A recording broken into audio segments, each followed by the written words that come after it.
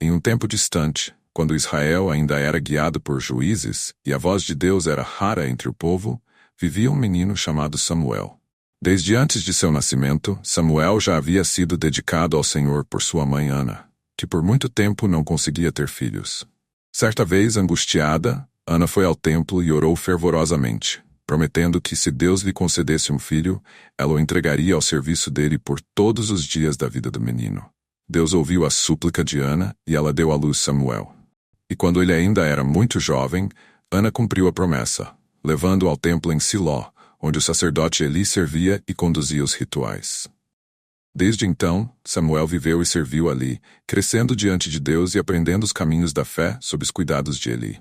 Embora Eli fosse um homem temente a Deus, seus próprios filhos não seguiam o caminho do Senhor, e isso trazia grande tristeza ao coração do velho sacerdote. O tempo passou, e Samuel foi crescendo, amadurecendo tanto no corpo quanto no espírito. Ele era dedicado, obediente e fiel em seu serviço, até mesmo nas tarefas mais simples do templo. Ele dormia dentro do templo, num lugar próximo à Arca da Aliança, o símbolo sagrado da presença de Deus entre o povo. E foi lá, durante uma noite silenciosa, que algo extraordinário e sobrenatural aconteceu. Enquanto Samuel descansava, ele ouviu uma voz clara e nítida chamando seu nome. Samuel, Samuel. Ele abriu os olhos surpreso e imediatamente se levantou, correndo até Eli. Cheio de respeito e atenção, ele disse: Eis-me aqui, pois o Senhor me chamou. Eli, entretanto, o olhou com certa surpresa e respondeu: Eu não te chamei, Samuel. Volte e deite-se. Ainda confuso, Samuel voltou para o seu leito sem entender o que havia acontecido. Mas pouco tempo depois, a mesma voz o chamou novamente: Samuel. Mais uma vez ele se levantou e correu até Eli, acreditando que, talvez, o sacerdote tivesse realmente chamado desta vez. Ele repetiu: Aqui estou, pois o Senhor me chamou. Mas Eli balançou a cabeça, mais confuso ainda, e disse: Eu não te chamei, meu filho. Volte a deitar-se.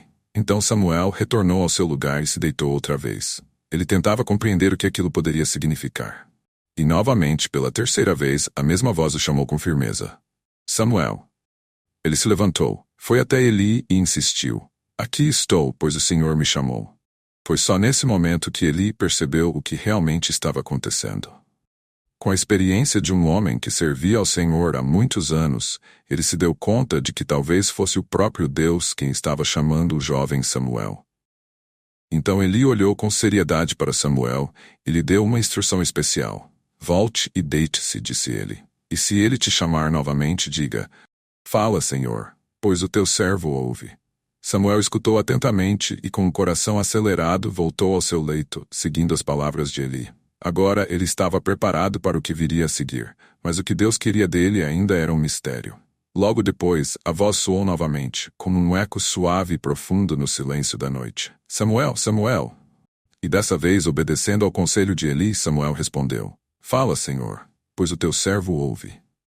Então o Senhor começou a falar com Samuel. Ele revelou-lhe segredos, transmitiu-lhe palavras de juízo e deu-lhe uma visão clara do que estava para acontecer em Israel. Deus falou sobre o destino da casa de Eli, cujos filhos haviam desonrado o nome do Senhor e cometido injustiças. Essa notícia era um fardo pesado para um jovem como Samuel, que ainda aprendia a ouvir e a obedecer a Deus. No entanto, o Senhor confiou a ele uma mensagem importante e difícil, que Samuel guardaria no coração com reverência. Quando o dia amanheceu, Samuel se levantou, como de costume, para cumprir suas tarefas no templo. Ele estava hesitante em contar a Eli o que Deus lhe dissera. Como poderia ele, um menino, revelar ao seu mestre que a sua casa estava sob o julgamento de Deus?